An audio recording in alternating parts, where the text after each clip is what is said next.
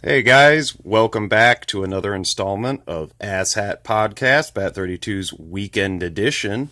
And today we're going to be talking about 42nd Street Pete's Grindhouse Purgatory, issue number 15. And this is the newest issue. Now, Grindhouse Purgatory has been talked about on the channel. I know Newt's covered a couple issues. And I picked this up maybe a week and a half ago or so, maybe 2 weeks ago. And I purchased this directly off 42nd Street Pete. These books can also be obtained on Amazon.com. I've heard Pete say something to the effect of that he doesn't get as much money off of them if you buy them through Amazon. So I think he prefers that you buy them through him. Which I always like to try to support the creators anyway, and I know Amazon's Create Space, they don't really give the creator much money there for them, as well as my print-on-demand company, Lulu. I mean, if I just sold the books directly through my print company, I'd probably only maybe make a couple bucks off of them, maybe $1. It's really that bad. So definitely support the indie mag creators out here. So we're just going to get right into it. This is the Sid Haig memorial issue. I'm going to flip it over here because it's got this great back cover. I'm not really sure where this photo's from. I'm guessing it's a convention and someone snapped a photo of Sid on his way out at the end of the convention, and it's kind of a nice little goodbye. Perfect back cover. I don't know that anybody else has done a whole memorial magazine on the man since he passed away. I know the upcoming Sleaze Fiend will have a little page in there about him, but we didn't go all out like Pete did, and this is really nice that they did this, and they've got this original cover artwork of Captain Spaulding. So we're gonna get right into it, and here's the contents page. And the first article is a eulogy by 42nd Street Pete. He has another article in here he did, it's got a little interview, I think, in here. Or maybe that's not the interview. I think this might be the interview Pete had done with him. I don't know if it was released on a previous podcast exactly, or transcribed, or if this was not released. And yeah, here's the interview here. But yeah, this is great book. Everything's covering a good portion. I mean, the man did a lot of TV shows and movies in the 70s. And I'm guessing probably in the 80s, he definitely, like a lot of 70s stars, transitioned into more TV shows. I know there was a while there where he was getting tired of being typecasted as a heavy, and he kind of stepped away from film and cinema for a while. I know that he was supposed to play Marcellus Wallace in Pulp Fiction originally, but he had turned the role down because he just didn't think it was going to go anywhere, and he thought it was just a little, I guess it was only a day worth of shooting. It was just a little bit bullshit part. And then, of course, he did ended up doing Jackie Brown, which is my favorite Quentin Tarantino film. But he really didn't get a real true comeback until this film here, House of a Thousand Corpses, Rob Zombie. So, but yeah, this interview is great. And I should flip through here. There's a lot more. I'm just trying to do a quick flip through of everything. But yeah, everyone, this is about Spider Baby. And everybody kind of wrote about, their favorite Sid Haig stuff. My favorite is this film here, Black Mama, White Mama. And I really like Pit Stop, which there's 2 articles in here about Pit Stop, as there should be, because it's a Jack Hill Sid Haig combination, and Sid's kind of the supporting lead. I mean, he's integral to that. It's not just some little bullshit, pop up for 5 minutes and then get killed. He's a good character. It's probably one of my favorite characters, and Yeah, it's just underrated. So John Reber wrote this article for the 1974 film Busting. And now John helps out on the Sleaze Fiend Facebook page, and he's also going to be doing an article for Sleaze Fiend too, or he'll be appearing in our book too as well. But yes, he wrote this. John's a great guy. He's a big supporter of Sleaze Fiend. He's a big supporter of Grindhouse Purgatory. John is a big supporter of a lot of the indie guys out here, and so big shout out to John Reber, and he's, like I said, he's been really helping out on the Facebook page, keeping content coming out, writing articles. Yeah, John's great. So, and then this is a Blu-ray report, Beyond Atlantis. I haven't seen this film. This is one I haven't seen of Sid's.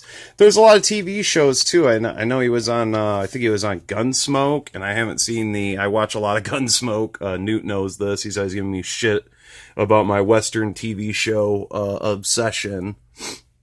And I haven't seen Sid's Gunsmoke appearances, so I wonder if they're when Burt Reynolds was on.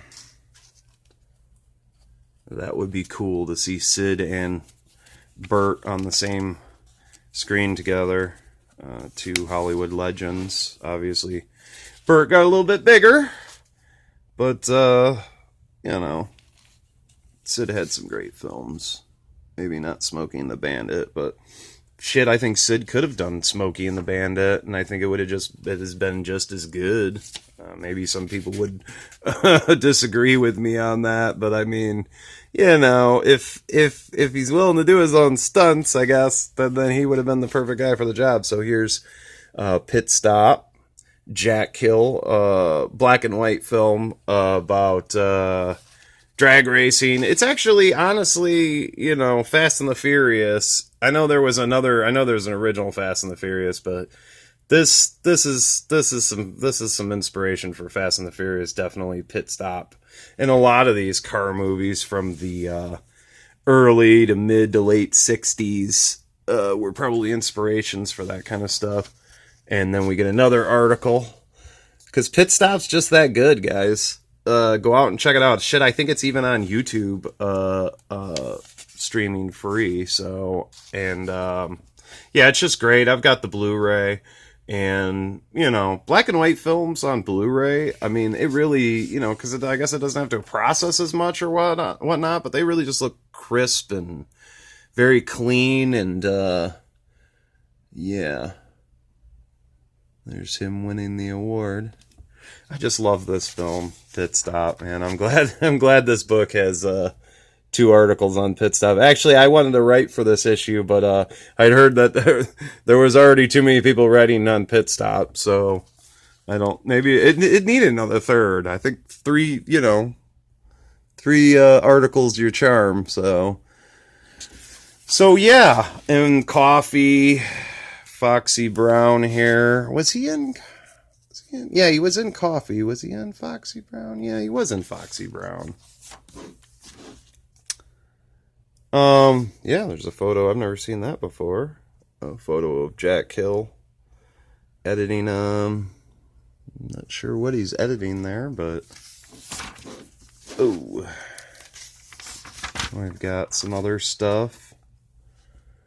I never saw Creature. A lot of the latter day Sid Haig appearances I didn't see, because he did let's face it, he did a lot of, and I don't blame him. If you're gonna pay me, fly me out and stuff, I'll be in your movie for 5 minutes. So he did a lot of stuff like that later in his career. And then you've got this photo. That's another thing.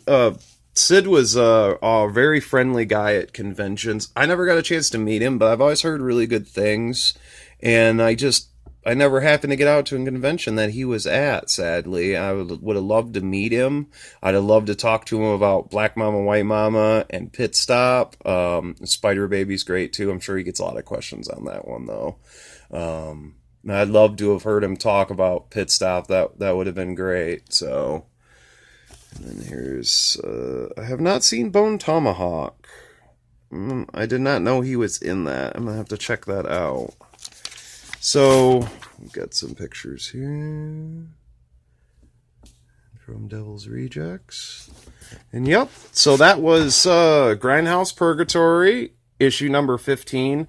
Yeah, if you want to buy direct, go on to the Facebook group, Grindhouse, I think it's Grindhouse Purgatory Magazine, and just holler at Pete. I don't have his email address off the top of my head, but yeah, he's got books to ship. I know that Amazon has been, I actually have another Happy Cloud Media. I've got Gary Kent, Stuntman Gary Kent's book that Happy Cloud put out that I ordered, and it's been taking forever. Yeah, probably because Pete was telling me right now during this COVID-19 shit that he's mailing out once a week. So you probably, if you bought it through him, that's how I got this copy.